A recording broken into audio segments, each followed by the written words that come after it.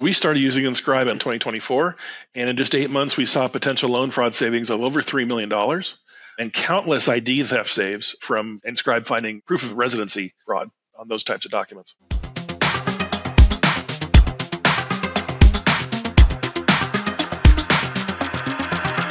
Hi, I'm Daragh McMeel. I'm Matt Overin. And I'm Brie Valesky, and this is Good Question, a podcast for fraud fighters and risk leaders about LLMs, AI agents, and ChatGPT prompts from your friends at Inscribe. I am super excited for our episode today because I'm a total nerd and we get to talk about one of my favorite topics, which is document fraud. We just released our 2025 document fraud report, which you can find in the show notes or just go to our website, inscribe.ai. So that means we get to dig in the data on the most common document fraud trends to watch out for and what that means for fraud and risk teams this year. I'm also very excited today because we're joined by Matt Overin, a seasoned banking professional with over 30 years of experience spanning retail and commercial banking, residential lending, and even insurance. Matt currently leads the fraud risk management department at Logix Federal Credit Union, where he has played a pivotal role in developing fraud prevention, detection, investigation, and recovery strategies. So thank you for joining us and welcome to the show. Thanks for having me. And of course, Daragh, you lead our in-house risk operations team here at Inscribe. You're a frequent guest on Good Question. You also were recently elected to the board of the Ireland chapter of the Association of Certified Fraud Examiners. Congrats on that. And also welcome back to the podcast. Thank you very much, Brie. And yeah, always excited to be here. So excited to dig in with Matt. Well, before we jump into the document fraud report itself, I want to take a step back into once upon a time and would actually love to hear how each of you got started in a fraud fighting career. Matt, I'm going to start with you first. What is your fraud fighter origin story and why have you stayed in the business? Well, as you said, Brie, I've been in banking for over 30 years. I was a teller, a new accounts person. I was a manager. I even managed 29 branches of a super regional bank here in the United States for a few years. I transitioned to the back office operations in 2008 during the banking crisis, and I started running all aspects of their small bank. It was a 15-branch bank. I did wires, I did card fraud, marketing. I even did their website design because you kind of have to wear a lot of hats in a small institution like that. But around 5 years into that, I connected with an old friend from a previous life, and she was looking to start a full-time fraud investigations department at Logix Federal Credit Union. They had recently changed their name from Lockheed and to Logix, and fraud started creeping up. And so it was me and 2 investigators 11 years ago, and now it's me and 12 investigators 11 years later. So I really enjoy the chase. I like to find out what's behind the fraud, where it's coming from, come up with little systems and processes to identify and fight it. And I think of myself as a crime fighter, and that's kind of fun. I love that and couldn't agree more. Anytime we talk to fraud fighters about their stories, there's this appreciation of justice and truth. And at the end of the day, you get to be a detective, which is really fun and cool because you're almost solving puzzles on a daily basis. Without getting shot at. Yes, exactly. That is Always a great, great silver lining. Tell us a little bit more about your current role. How are you managing that team of investigators and what priorities are you guys thinking about today? Yeah, so with 12 investigators, we do everything from check fraud, loan fraud, electronic crime, wires, a lot of elder financial exploitation, and even internal fraud. We even have a specialized investigator that's embedded in our contact center, and she works with crime over phone and the chat bot. So we always like to use a layered approach here for fraud. We use different systems that are top of market that maybe overlap a little bit, but we ensure that we have fraud protection and strong mitigation coverage. And we like using vendors that make our lives easier, ones that can save us time and do some of the grunt work for us. Understandable. And also, I really appreciate you even highlighting that though you may have tools that even sort of overlap, that always coalesces into just like a stronger prevention and detection mechanism. And so we talk about it a lot at Inscribe, the Swiss cheese strategy, where you want to line up all the slices of detection and prevention so that there's no hole that gets all the way through. So I think it's such a smart strategy. Daragh, tell me a little bit about your fraud fighter origin story and why you're also still a fraud fighter. Probably similar to Matt, I came into fraud fighting in a somewhat roundabout way. My first job in banking was an entry-level position, I suppose, in like an administration and customer success role at a large retail bank in Melbourne, Australia, where I was living at the time. Many of the customers I assisted, mostly over the phone, were from an older generation, which Matt also touched on, and often avoided online banking. So through these interactions specifically, I quickly became aware of the scale of fraud, particularly targeting vulnerable individuals. So yeah, I got to witness firsthand how fraudsters used high-pressure tactics, posing as bank representatives, trying to gain access to passwords, remote computer access, and even convince victims to withdraw and sometimes mail large sums of money. So in some cases, these scams wiped out significant chunks of life savings, so it made recovery really difficult. But this exposure definitely sparked somewhat of a passion for fraud prevention as well. And yeah, since then, I've worked in multiple roles in the banking industry prior to working here at Inscribe, regularly encountering fraud in every role. And in a previous position in underwriting, I saw how traditional verification processes left banks and lenders highly vulnerable to fraudsters. So again, this experience reinforced the critical need for solutions like the ones we develop here at Inscribe. So yeah, what started as a personal interest within a random generic banking role has evolved into a career in fraud prevention now at this stage. So I'm definitely very passionate about finding innovative ways to protect individuals and businesses from financial crime. Yeah, absolutely. Thank you both for sharing those stories. I truly do feel like fraud fighting is a pretty noble profession, and one that I think people should be pretty proud of. To your point, Matt, you're fighting crime and you're really taking steps to ensure that people don't become victims at the end of the day. So I know I'm just the marketing person, but I am also really proud to be part of the fraud fighting community. And of course, I get to spend my time helping fraud fighters tackle a very frustrating, but also somewhat fascinating challenge, which is document fraud. Matt, what was your first experience with document fraud? Well, way back when I was working in the branches as a frontline employee, doing new accounts and loans, we always used to ask for, a couple pay stubs and a W-2, and we would eyeball it and say, it looks like a good thing, and we just, approve the loan and keep going. But today, with the internet and the sophisticated tools to create any document you want, we really need something that we can trust to look beyond, what my investigators can see with the naked eye. We have several hundred loan fraud cases every year. And the past 6 years has become really commonplace to see manufactured or altered income documents, including pay stubs, W-2s, bank statements, and even tax returns. So we definitely need something to help with that. Yeah, and how does your team approach detecting and preventing document fraud today?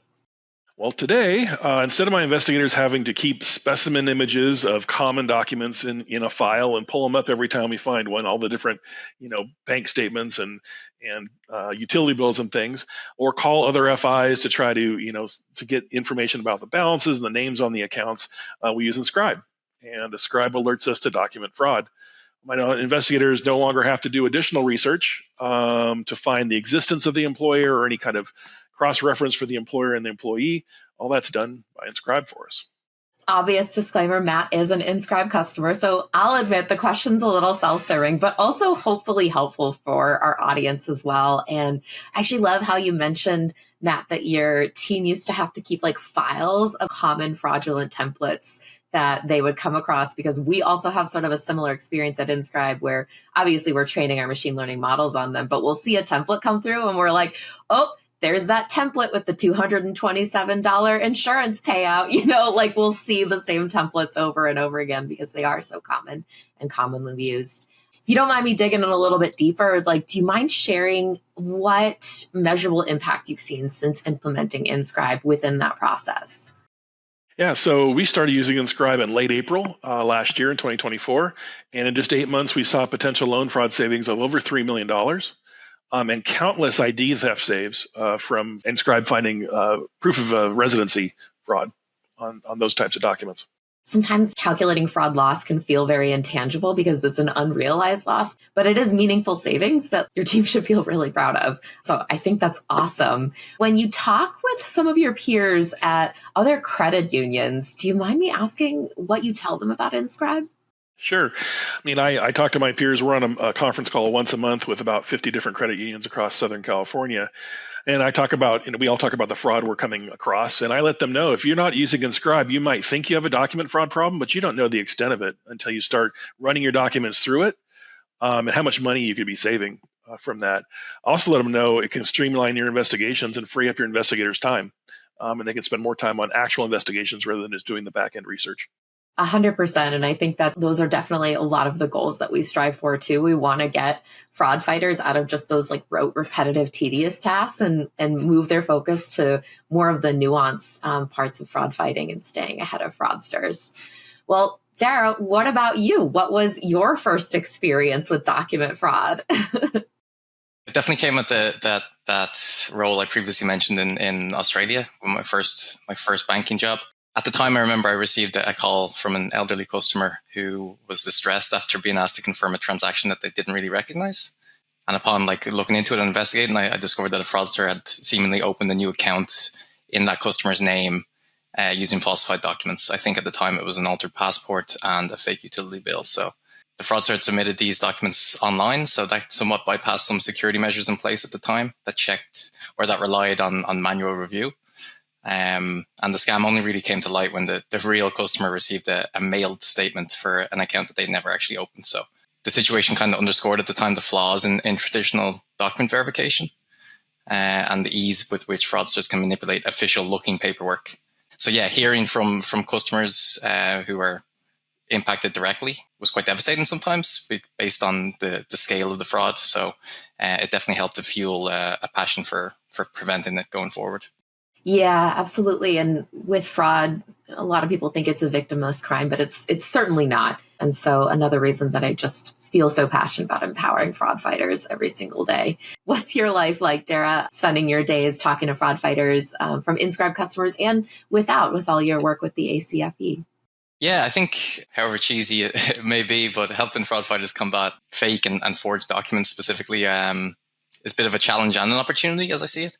So over the years, I've seen fraud evolve from very basic, simple document manipulation, and that's relatively easy to spot with the naked eye, to highly sophisticated forgeries now designed to bypass even the most advanced verification systems. So the challenge isn't just identifying the fraud now; it's staying ahead of it. So continuously refining strategies and leveraging technology to close the gaps that fraudsters tend to try to exploit. And I think what's especially exciting now is being at the forefront of technological advancements in fraud prevention.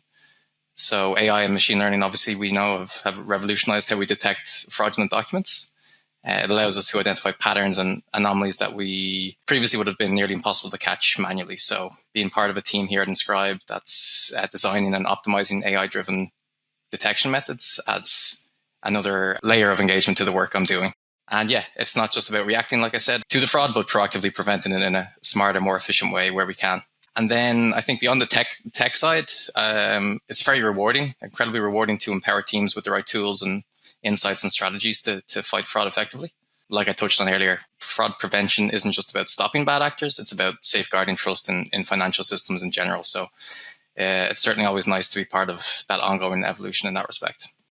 I couldn't agree more. And I love how you keyed in on just the importance of trust. And really how a lot of this work too is really understanding trustworthiness, and documents are such an interesting artifact of trust. We do rely on them to validate what people are saying. And it is such a tricky problem to solve. It's not easy, but we're trying to tackle it bit by bit every day at Inscribe and with all the people in our community like Matt who are helping us.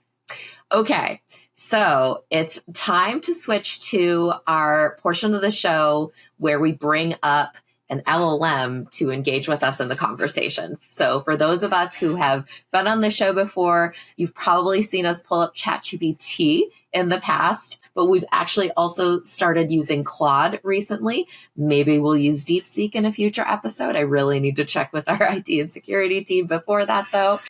But what I really appreciate about Claude is its analytical abilities. And I actually did use Claude to review some of our document data, nothing with PII, nothing with anything related to our customers, just overall trends data that we saw, and actually compile and extract insights for the report. So I thought it was only fair to bring back Claude for this portion of the show. What we're going to try to do today is also a little bit different in that we are going to, one, ask Claude about the report in the same chat that it analyzed the document fraud data, and then two, ask Claude about the report in a new chat. Daragh, why do you think we're going to test out two different chats?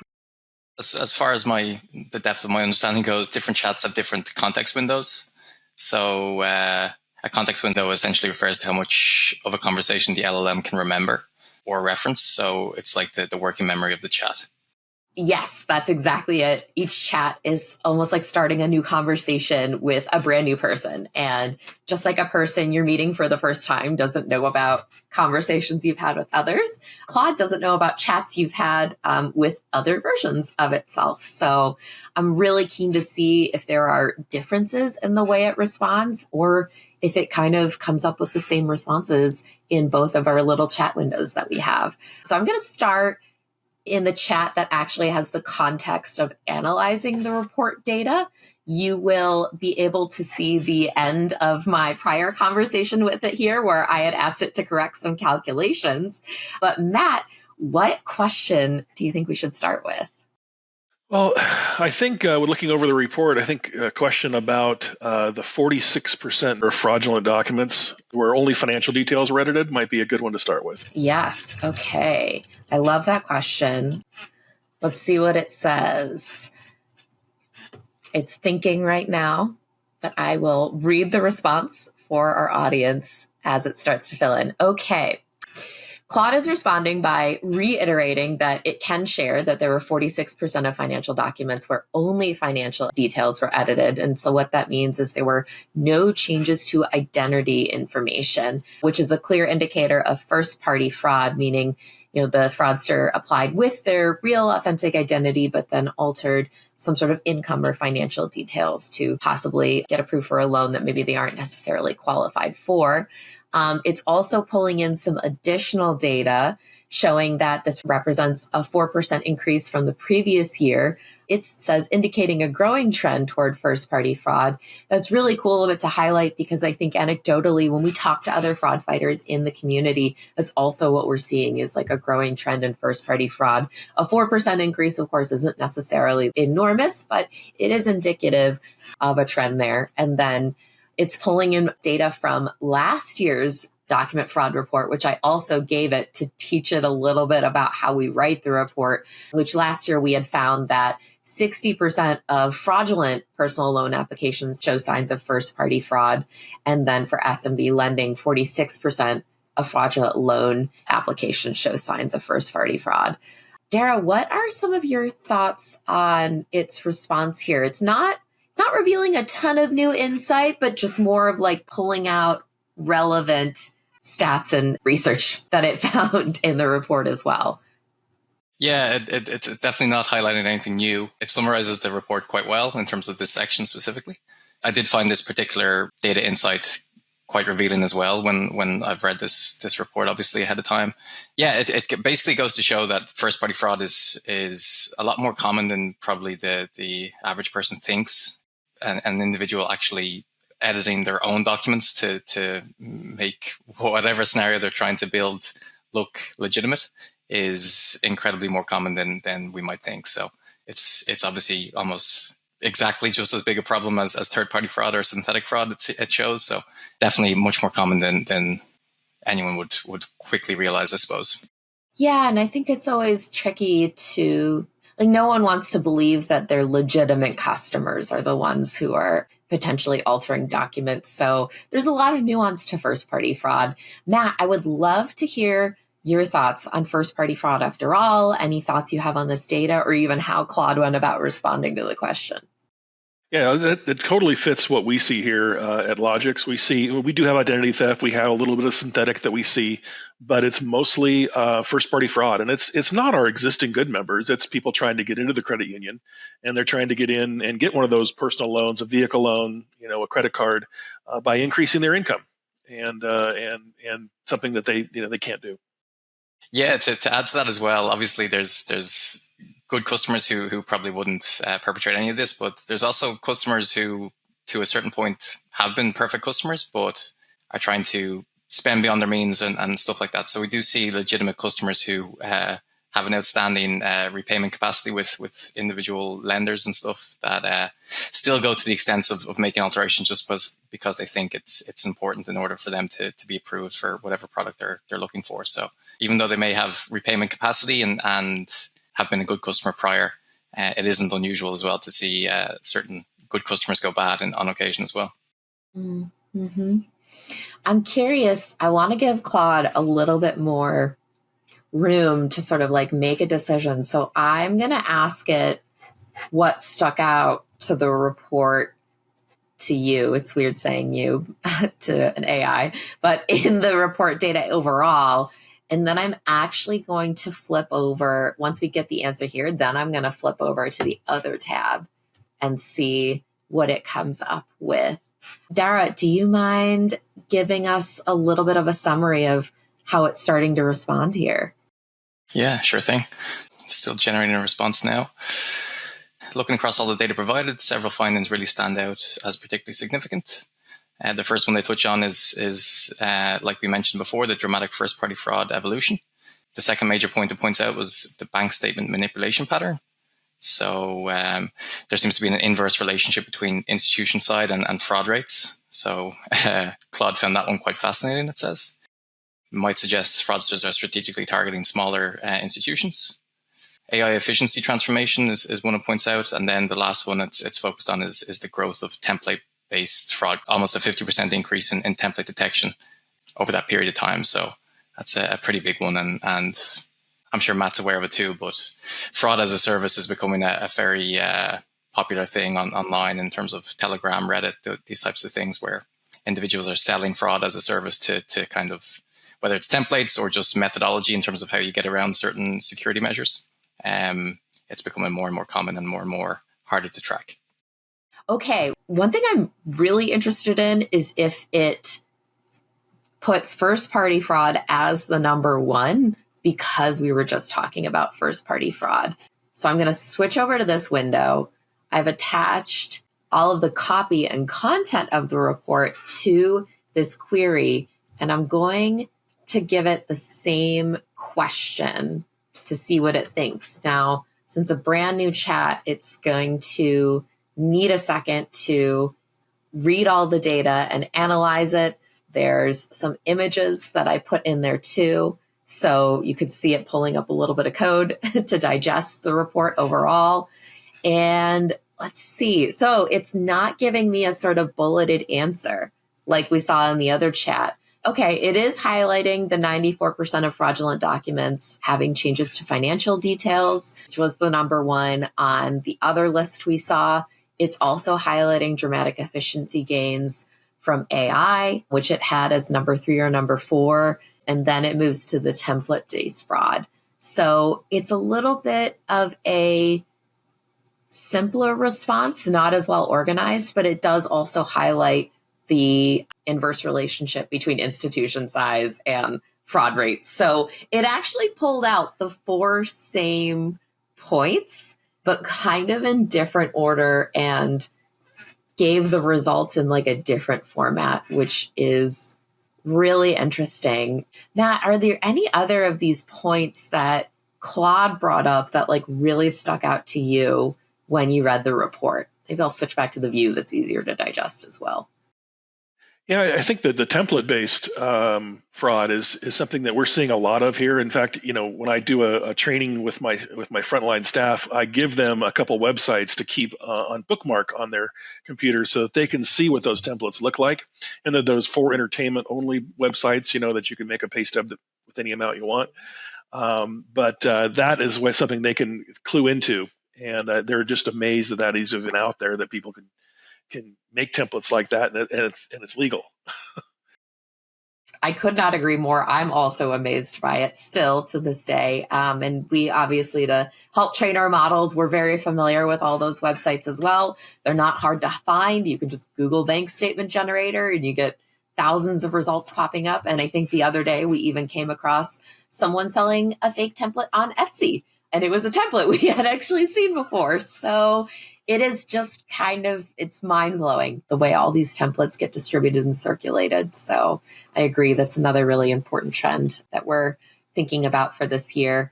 Okay, I'm going to ask one more question of each of our context windows here. I'm going to start, let's see, with the one that we're on that has the context of the report. And I'm going to ask it for its number one recommendation for fraud fighters based on the data in the report. And Matt, I'm going to ask you, while this is generating and thinking of its response, for your number one recommendation for fraud fighters based on the report. So I think my number one recommendation is definitely stay up on what's going on with fraud. It's like whack-a-mole, and you think you might have it taken care of, and something new comes up. So any kind of societies or conference calls or just things you can be on to learn more about what's going on with fraud will definitely go a long ways.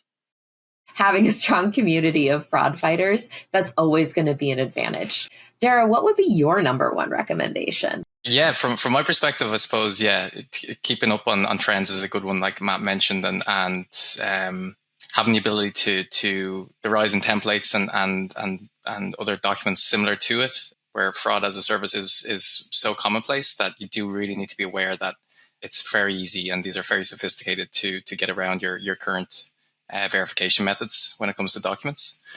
I find Claude's answer here quite interesting. It says that the focus should be on financial detail verification, not just ID verification, which makes sense, but it is very generic because that's a hard problem just to solve with a magic wand. So I think without using additional tools such as Inscribe and stuff like that, it would make that problem very hard to kind of get around. But using tooling to help your team with problems like this is definitely a good means of eliminating some of the bad actors from getting through anyway.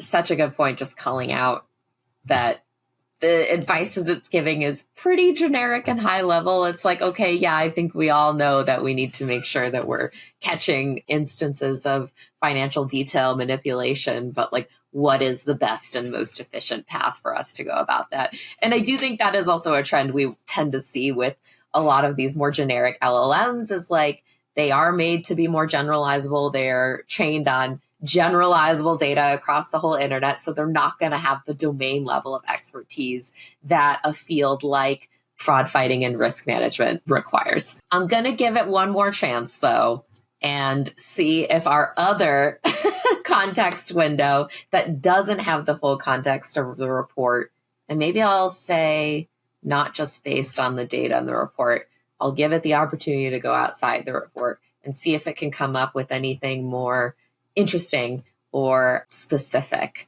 And I will read out the response here. It's saying which is always strange, based on the report, my number one recommendation is to implement AI-powered document analysis in parallel with human review rather than treating them as alternatives. Okay, well, that almost sounds like I told it what to say before it responded, which I didn't. You all saw. I just started with the one prompt here. It's so interesting the way it tells a response. It's a little even like dramatic. The data tells a compelling story. And then it just goes into rehashing a lot of the stuff that comes into the report as well. So it's recommending the same thing that we recommend, which is empower your frontline fraud fighters with as many innovative and emerging tools and tactics as possible, which of course requires you to stay up to date on fraud trends, which both of you highlighted. Well, any final thoughts on the report itself or some of those responses from Claude? Easy for Claude to say. He's a computer. Exactly. He doesn't have to do the work. That's exactly it. Claude's just like, oh, I think you could try this. And not only does it not have to worry about the actual implementation and execution and results, but it can just stay very generic. And when you can stay generic, it's easy to give good advice. Daragh, any final thoughts from you?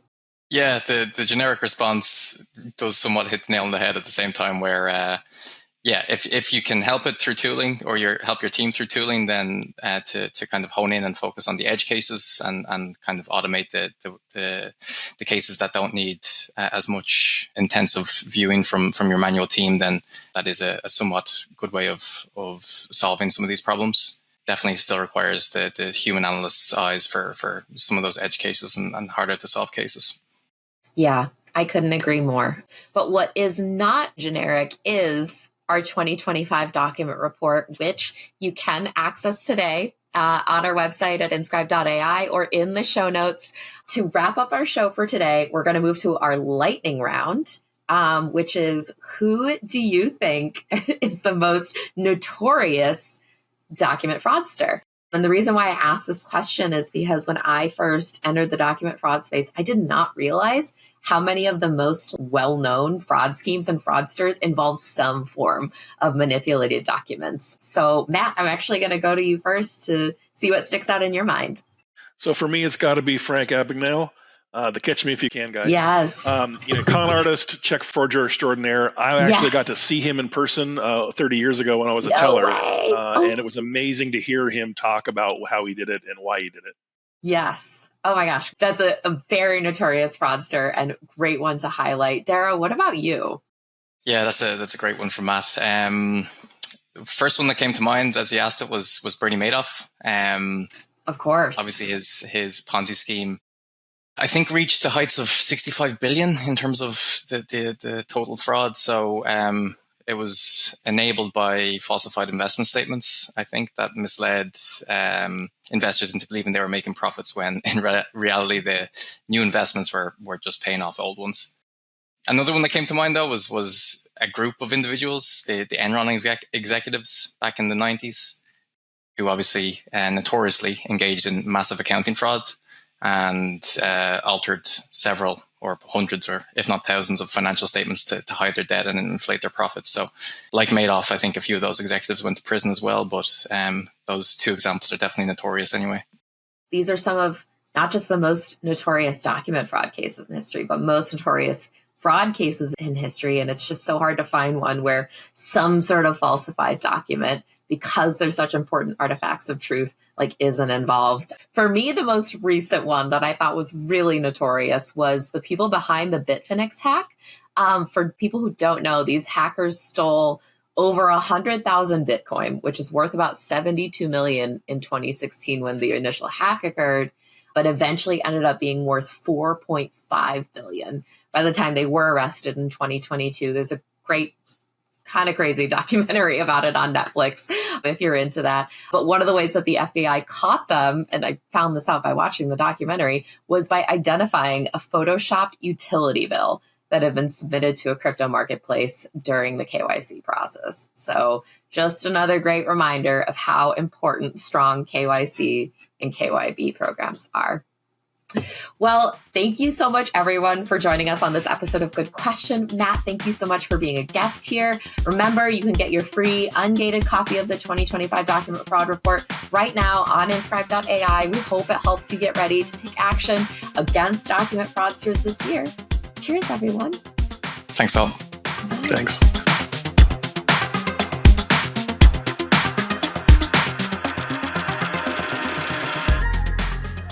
Documents where I will edit out this part where I'm typing so the audience doesn't have to listen to me awkwardly.